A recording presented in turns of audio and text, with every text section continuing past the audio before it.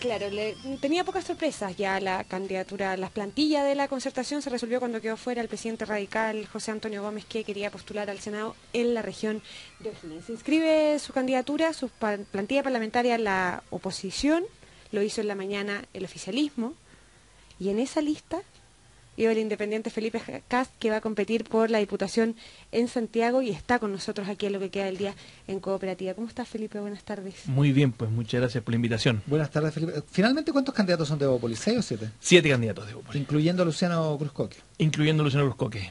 7 candidatos desde Osorno, ahí tenemos un gran candidato, Rodrigo Carrasco, tenemos también en Coronel, Tomé, a Carlos Urrestarazu, tenemos en Curicó a Sergio Correa, tenemos también en O'Higgins, en Rancagua, está ahí también una buena amiga, Pamela Medina, está también en Recoleta Independencia, Eduardo Cuevas, que fue el que ganó la primaria en Recoleta Independencia. Yo en Santiago Centro y Luciano Cruzcoque. Felipe, ya vamos a entrar a hablar de tu candidatura, pero ya que mencionaron a Luciano Cruzcoque, ¿ustedes no lo asumen como un riesgo su postulación en Antofagasta, pensando particularmente en las impugnaciones que ha habido desde la Concertación, incluso en Contraloría, por su calidad o no de ministro y salió o no en la fecha adecuada?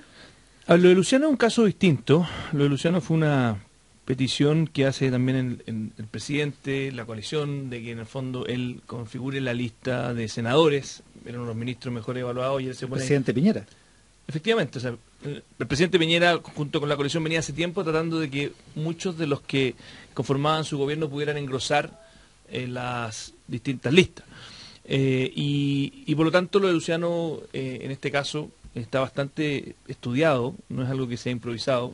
La verdad que la Contraloría ya se ha manifestado en varias ocasiones y a mí me tocó de hecho verlo, porque yo era ministro de Mideplan y tenía dentro del Ministerio de Mideplan el Servicio Nacional de la Mujer, y en ese minuto la directora del servicio, con rango de ministro, pero era Carolina Schmidt, no podía firmar nada, todos los decretos los tenía que firmar yo. O sea, realmente el sueldo era de directora de servicio. En su minuto Paulina Urrutia, que era la presidenta del Consejo de la Cultura, que también tenía rango de ministra, pidió a la Contraloría que la trataran como ministra para evitarse un juicio por un tema de recursos. La Contraloría le dijo, no, usted es funcionaria pública, directora de servicio, así que hay bastante información de derecho. Hay que la verdad que, sí, sí, esto no es una cosa, y de hecho yo me alegro que hayan pedido a la Contraloría que se pronuncie, porque ya lo ha hecho, entonces bastante, creo que va a ayudar mucho a despejar ese asunto. Ahora, por otra parte, le significa a Evópolis en particular un riesgo, porque se trata de una circunscripción ya no más allá del tema administrativo, una circunscripción riesgosa. Carlos Cantero va por fuera y ahí y la Concertación o la nueva mayoría tiene efectivamente dos candidatos muy poderosos, Alejandro Guillé y Pedro Araya. Entonces, la verdad es que la posibilidad de que se dividan las fuerzas y haya un doblaje de la nueva mayoría es consistente, con lo cual Evópolis queda ahí en el medio de un pequeño lío. También habrán considerado eso, ¿no? Bueno, evolución política de Evópolis, en todos los lugares donde competimos, tenemos competencia feroz. O sea, de hecho, yo creo que parte del motivo por el cual estamos, no solamente por vocación, sino que también parte de las condiciones que tenemos, en todos los lugares donde vamos son competencias muy duras. Somos un movimiento frágil, emergente, que está partiendo. Yo tengo a Mónica Salaquete en Santiago Centro, que es una competencia muy dura, la hermana del exalcalde, y la verdad es que espero tener una competencia muy limpia, pero va a ser muy dura. O sea, nosotros en todos los lugares donde vamos no tenemos ninguna sandía calada, y es parte del espíritu de evolución política que queremos cultivar, y es parte de los riesgos. Yo creo que a nadie se le va la vida con perder una elección, y espero que ese espíritu también trascienda a mucha gente. Yo creo que eso es parte de lo que hoy día la gente espera de nosotros, y efectivamente puede perder, yo también puedo perder, pueden perder cualquiera de los candidatos de evolución política, pero nuestra apuesta es que mucha gente apueste por nosotros, porque efectivamente queremos oxigenar y queremos hacer una propuesta de una nueva centro derecha, más abierta, más inclusiva, un centro político que se quedó desierto. Los Andrés Velasco básicamente no son muy considerados hoy día en la Concertación, los Claudio Rego parece que tampoco, se ha movido hacia la izquierda, legítimamente uno puede moverse, pero hay un sector de la ciudadanía que se siente un poco huérfana y que nosotros desde Evolución Política queremos, ojalá, poder cautivar. Felipe, siguiendo esa línea de que un candidato puede perder o no, evidentemente, ¿cómo recibes lo que pasó con Giorgio Jackson? Ha sido muy criticado, se ha hablado del candidato blindado, se ha hablado ya de un diputado designado y particularmente las críticas han apuntado a su figura. ¿Tú te sumas a esas críticas o apuntarías las críticas hacia otro lado? Por ejemplo, la nueva mayoría que decía ayer a última hora omitirse en el distrito de Santiago. Al primero, yo creo que Revolución Democrática venía haciendo un muy buen trabajo de tratar de tomar riesgos, de oxigenar y creo que la semana pasada se equivocaron, esa es mi impresión. Cuando piden blindaje públicamente, tanto en Radio Cooperativa como en Radio Bio Bio, el coordinador de ese movimiento que es Crispi, Miguel Crispi. Creo que eso fue un error, porque en el fondo venían haciendo todo muy bien. Venían mostrando que en el fondo querían competencia, que no querían de alguna manera ningún tipo de... Ahora, nosotros, a diferencia de ellos, siempre dijimos que éramos parte de la alianza. Nosotros pedimos primarias, pero siempre dentro de la alianza. Ellos siempre se han manifestado que somos fuera de la concertación o de la nueva mayoría. Otras cosas porque no pudieron ir a primarias, digamos. Pero incluso no los dejaron ir a primarias en 2 distritos, digamos. Incluso dentro de las primarias ellos nunca se dijeron que eso significaba que eran parte de la nueva mayoría. Sí, es verdad. En el fondo ellos tienen una cosa doctrinaria que no son parte de... Y eso creo que fue un error, más que... Y yo creo que es para mí por lo menos, creo una buena noticia que Giorgio pueda ir al Congreso, creo que es buena la renovación. Lo que sí creo que es una mala noticia es la forma en que se hizo. O sea, la magia que tenía esa épica de que finalmente se podía ganar al binominal, ¿no es cierto? Que es el problema que tenemos. Hoy día, de hecho, quedó una situación bastante incómoda, porque en la práctica es como un candidato designado. O sea, hoy día no compite, es como favorecido por el binominal, en el fondo. Claro, porque no tiene competencia. Es como lo que le ocurrió con Frey y lo que le ocurrió a Andrés Alamán. A menos que le ganen ustedes. Es que es imposible. En Santiago Centro siempre tenía una votación la izquierda y la derecha muy parecida, o sea, muy equilibrada, por lo tanto es muy difícil.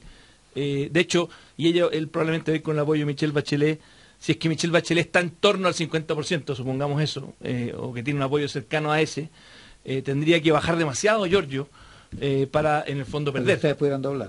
Tendría que bajar a un 30%, sería muy difícil. Claro, Giorgio Jackson dice que él tiene que sacar el mismo 33,4% que habría tenido. Es que la gracia es sacarlo cuando compites con otro, pero cuando en el fondo tú tienes a toda la centro izquierda apoyándote. No, claro, es un momento para decir que no está favorecido por el binominal porque tiene que sacar exactamente el mismo porcentaje. Es que el binominal tiene una ventaja que cuando tú compites una lista tienes que ganarle a uno nomás. Sí, claro. Ahora, el gran problema que tiene la situación de Giorgio es que no tiene que competirle a nadie. En el fondo no tiene a nadie que le compita. Básicamente toda la centroizquierda, toda la nueva mayoría lo apoya. Que te repito, yo no encuentro que sea una mala noticia. Es bueno que tengamos renovación en la Cámara, pero creo que la forma de lograrlo mató la magia que se venía sembrando hace un tiempo. ¿Pero fue él el que mató la magia o Revolución Democrática los que mataron la magia cuando ellos inscriben su candidatura independiente el viernes? Dijeron hasta última hora que iban a competir solo. El problema es cuando tú pides que te blinden. Cuando tú pides, y de hecho lo dice textualmente, yo creo que lo mejor sería que se omitiera la nueva mayoría y que se alinearan detrás de Giorgio. Ese es el único problema que hay detrás de esto. Si haber inscrito independientemente no tiene ningún problema, y me consta que de hecho hoy día lo dice la democracia cristiana, dice Ignacio Walker que Rabiné quería competir, pero que no lo dejaron competir porque lo llamó el PS y dijeron, oye compadre, te pido que lo bajemos. Pero ese ya es un problema de los partidos, no de Revolución Democrática, ¿o sí? Siempre y cuando tú no lo pidas, si lo pediste también es tu problema. El problema es cuando tú lo pides. Si tú no lo pides, obviamente no hay problema. ¿Por qué Felipe Kast quiere ser diputado por Santiago Centro? Por varios motivos. Primero, porque creo que hoy día el ciclo de la clase política, y soy un proyecto colectivo. Nosotros somos, como decía, 8 candidatos con una presencia regional importante. Tuvimos una candidata que perdió la primaria en Aysén por muy poco contra el hijo de Horvat, sacó 48%, llegó en Navarrete. Tuvimos un candidato que ganó en Recoleta Independencia. Nosotros creemos que hay que empezar un nuevo ciclo. La oferta política de Chile, que tiene un clivaje en el sí y el no, en la época de la dictadura, que tiene un clivaje en la época de la UP, la configuración de la izquierda y la derecha en Chile creo que agotó un poco un ciclo. Y hoy día yo veo a mucha gente que quiere de alguna manera una nueva política, que diga, ok, tenemos crecimiento económico, eso es importante, hemos construido un primer piso, pero ¿cuál va a ser el aporte distintivo de nuestra generación? Y para nosotros, el aporte distintivo es básicamente la justicia social. Y esa justicia social se logra, creo yo, terminando con la negligencia de lo público. Tenemos hoy día dos visiones un poquito la extrema izquierda y la extrema derecha. La extrema izquierda, de alguna manera diciendo el modelo económico fracasó, hay que partir desde cero, y a veces la extrema derecha diciendo, no, miren, aquí no hay que tocar el modelo de nada, no hay que hacer nada. Nosotros tenemos una visión un poquito más de centro, en la medida que creemos que hay que llevar ese avance en las libertades individuales a los avances en las libertades sociales, y eso significa un consultorio digno, una vivienda digna, un barrio digno, o sea, el mandato que nos hicieron los chilenos. O sea, no hay libertad si no hay oportunidades, digamos. No hay libertad si no hay dignidad. O sea, ¿cómo les va? O sea, si tú tienes los recursos para poder financiar un consultorio privado o una salud privada, tienes toda la libertad del mundo. Pero si tú no tienes esos recursos, tu libertad está cercenada. Por eso nosotros creemos que una sociedad justa es una sociedad libre. En el fondo una sociedad donde los individuos pueden expresarse y pueden de alguna manera ocupar todas sus capacidades. Que un niño que nace en un campamento en Lota no esté condenado a no tener las mismas oportunidades que un niño que nace en Vitacura.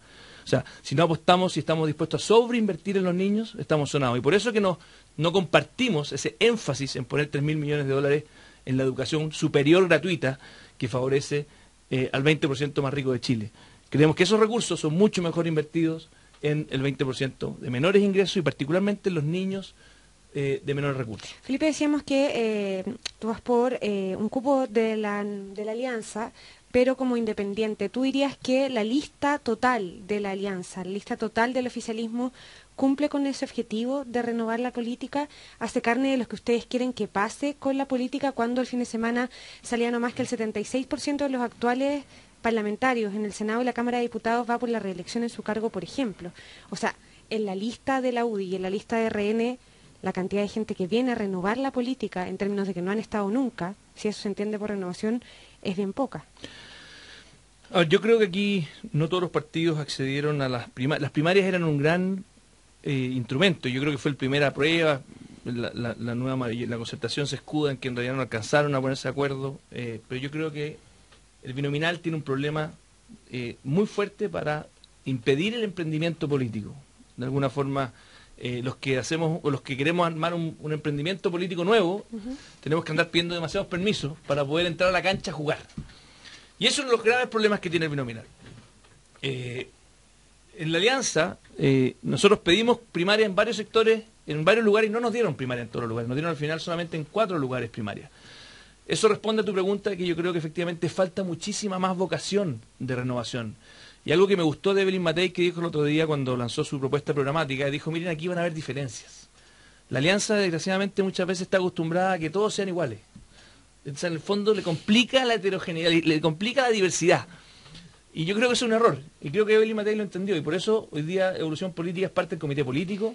Por eso nos da un espacio real para poder influir con miradas un poco distintas. Y eso complementar la oferta política. Si no, al final se va reduciendo, se hace monótona y representa muy poco Chile. ¿Y sobre esos argumentos te gustaría igual escuchar a Evelyn Matei hablar de reformas al binominal? Por supuesto. De hecho, Evolución Política, nosotros con Horizontal hicimos entrega de una visión programática que incluía reformas al binominal, incluía reformas sociales y también al sistema económico, porque creemos que muchas veces los abusos se generan por la equivocada concepción de que más Estado siempre es peor. Nosotros creemos que un mejor Estado en ciertos mercados hace que los mercados sean más transparentes. Espera que en el programa de Evelyn Matei esté la reforma al binominal, porque ella la respalda un partido que ha sido históricamente el que más se ha negado a reformar ese tema. Y yo estoy convencido de que la reforma al binominal es un hecho que Evelyn Matei va a considerar muy seriamente y estoy convencido que lo va a empujar. De hecho, no solamente Evelyn Matei, hoy día ya tenemos al gobierno detrás de una reforma y eso obviamente hace que hoy día los consensos, las condiciones estén dadas para que justamente tengamos más representatividad y sobre todo menos barreras de entrada para que los grupos emergentes como el nuestro puedan competir sin tener que pedir tanto permiso. Desde el punto de vista de la reforma política, reforma al binominal y otras reformas constitucionales, ¿o no es necesario? No, nosotros estamos trabajando en varios frentes. Uno de los frentes que estamos trabajando con mucha fuerza tiene que ver con otras reformas políticas que no necesariamente son constitucionales, pero sí, por ejemplo, la ley del lobby. Nosotros hemos estado detrás y la semana pasada pasó un poquito soplado porque estamos todos muy metidos en la política contingente, pero se aprobó en la Cámara la ley del lobby, que es una tremenda iniciativa. Hoy día no van a poder tener... ¿Te gusta cómo está? Sí, de hecho salió con registro, salió con todos los elementos que nosotros propusimos, hicimos un seminario junto con la Universidad Adolfo Ibáñez, y eso significa que, para la gente que nos está escuchando, ¿qué significa la ley del lobby en la práctica? Significa que toda autoridad que se reúna con alguien con la cual pueda tener conflicto de interés, tiene que hacerlo público. Y si no, es ilegal, o sea, la Contraloría podría eventualmente sancionarlo. No, hacer un informe y hacer un sumario. Por lo tanto, es bien grave no a transparentar, o sea, obliga a transparentar la agenda pública. Ese tipo de cosas hacen que la cancha sea más pareja y que los privilegios se distribuyan en Chile de mejor manera y no que tengamos encapuchados en el Congreso. A nosotros no nos gusta ninguno de los encapuchados, ni los que están en la calle ni los que están en el Congreso. Así que ojalá política a rostro descubierto. ¿Reforma tributaria? ¿Es necesaria? Sí, pero en un orden al revés. En el fondo nosotros creemos que la reforma tributaria, a diferencia de otros, es un instrumento para un buen proyecto. Y creo que hoy día estamos lejos de tener un buen proyecto. Hoy día, de hecho, llevamos 3 meses donde se anunció una reforma educacional por parte de de la expresidenta Bachelet y no tenemos ni un documento. O sea, las buenas políticas públicas tienen que ser financiadas y eso significa tener equilibrios fiscales. Si es que hay una buena política pública que tiene que tener rentabilidad social alta y que es muy beneficiosa para Chile, que esté bien diseñada, encantado de poder financiarla con una reforma tributaria tal como se financió el terremoto, la reconstrucción del terremoto. Lo que no está bien, creo yo, es el orden de las cosas. Donde dicen reforma tributaria y no sabemos qué reforma tributaria y no sabemos para qué. Y no hay proyecto. Eso me parece una responsabilidad. O sea, porque al sabemos final cuál reforma. La Bachelet tiene propuesta de reforma. Lo que no sabemos... no sabemos para qué. No hay detalle, digamos. No, y no tenemos propuesta educacional. O sea, no hay, se dice 3.000 millones de dólares sin tener una propuesta concreta. Entonces, yo creo que el orden de los factores es al revés. Discutamos, pongámonos de acuerdo, cuáles son los proyectos sociales que queremos construir y después veamos cómo lo financiamos. Y ojo, las reformas tributarias no son gratis. Felipe, pero afectan a muchos emprendedores que han hecho que Chile tenga menor pobreza gracias al empleo que han dado. Por lo tanto, creer que las reformas tributarias son gratis es un error. Felipe, pero si de programas se trata, por las circunstancias que sea, que todos conocemos que pasaron en la alianza, que tuvieron 3 candidatos presidenciales, hoy día se inscriben las candidaturas y Evelyn Matei no tiene programa, no tiene lineamientos, que es algo que han cuestionado muchísimo. Queda muy poco para las elecciones, hoy día con candidaturas inscritas y Evelyn Matei inscribe solo su candidatura, nadie sabe qué propone. Yo discrepo de esa visión porque... de hecho, tuvimos una El equipo se conformó la semana pasada. No, yo estoy consciente. ¿Sí? Déjame explicarte por qué discrepo de esa visión. Básicamente porque el contenido, de hecho me tocó trabajar en él, del equipo programático. A mí me tocó trabajar en el de Andrés Alamán. También había otro equipo trabajando en Pablo Longueira. Ambos equipos, y esto es información que probablemente ustedes saben, pero van a hacer entrega en detalle de las distintas propuestas. O sea, llevamos una primaria muy larga. Y dado que esta primaria muy larga, a pesar de que tiene costos, tiene algún beneficio. Y el beneficio es que efectivamente los contenidos programáticos están disponibles. Había más de 75 profesionales trabajando como jefes de comisión en el equipo de Andrés Alamán. Y eso creo que es una información, y no solamente una información, un contenido que Evelyn Matei seguro va a ocupar en su programa de gobierno. O sea, el programa de gobierno de Alamán va a estar contenido en el programa de Evelyn Matei. Yo estoy seguro que sí. Y de hecho, no solo eso. Creo que Evelyn Matei probablemente le va a poder agregar o restar lo que ella estime conveniente, pero decir que hoy día no hay programa, siendo que la verdad que llevamos más de 5 meses trabajando en esta materia, me parece que no es preciso. Nos queda un solo minuto, pero me quedó pendiente el tema de las reformas sociales que mencionaste. ¿Qué reformas sociales son las más fundamentales, las más urgentes en la visión de Evópolis? La más importante es estar dispuesto a sobreinvertir en aquello que ocurra entre un niño que recién nace y los primeros 4 años de vida.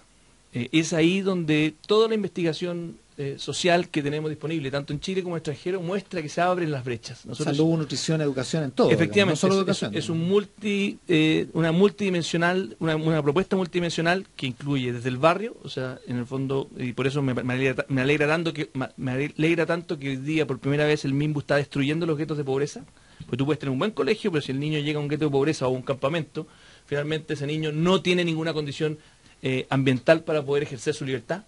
Y todas nuestras propuestas están enfocadas en los niños. De hecho, si ustedes miraran, bueno, no se los traje, pero se los habría traído, toda la documentación que hemos trabajado va en una sobreinversión en la primera edad.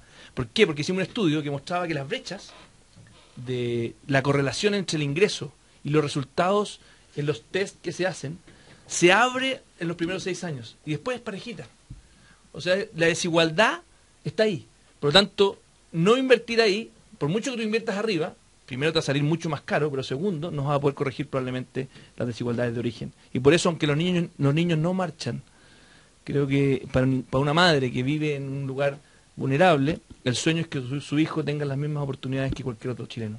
Felipe Casta es candidato de la Alianza por el distrito de Santiago Centro, candidato a diputado, va en dupla con Mónica Salaquet, va a enfrentar una lista que se abstiene de la nueva mayoría y una lista independiente de Revolución Democrática con Giorgio Jackson, aparte de otras candidaturas como la de Mario Schilling por el PRO. Por el PRO que se inscribió esta tarde, claro. Felipe, muchísimas gracias por venir hasta acá. Muchas gracias por la invitación. Chao.